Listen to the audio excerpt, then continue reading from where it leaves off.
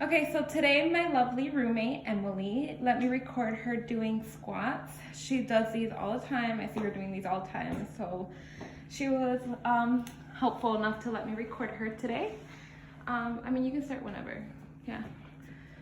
So she is doing an exercise called squats, which most of you are familiar with.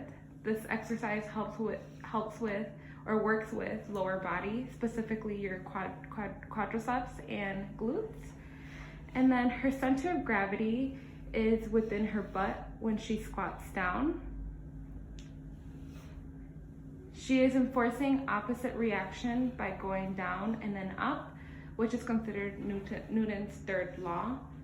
The joint I am focusing on is the hip, which is considered a ball and socket joint. I am focusing mostly on her hip flexion. The degree of freedom is triaxial.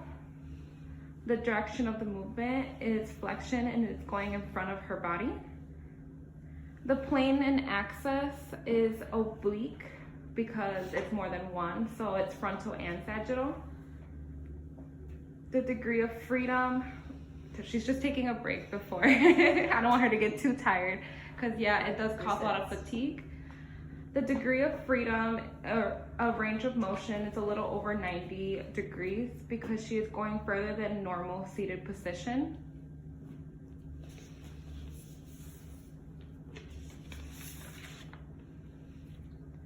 So the grade of the muscle strength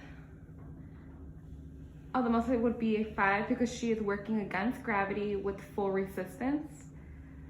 An element of friction, there's friction within the shoes and the floor. If she was doing this with just socks, she could easily slip or might curl up her toes to grip to the floor. So she wore shoes to avoid slipping because our floors are pretty slippery. So to make this a little harder, I can use an inclined plane as a simple machine, like adding a board under or even folding up the yoga mat that she has right next to her and having her heels a little bit up to make it a little bit more difficult. So for an OT intervention, I would really focus on having a good base of support because if you had a wide base support, it makes the exercise much easier.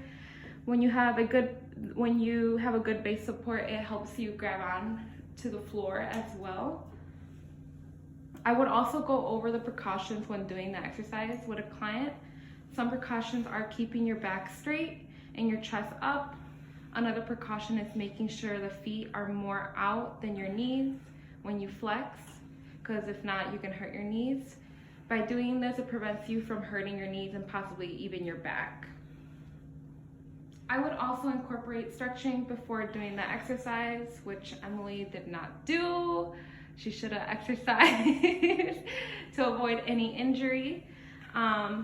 This would be considered a preparatory exercise, and this allows the muscles to warm up and also prevent injury. I hope you guys enjoy my movement video, and thank you all for watching, and thank you, Emily, for helping me with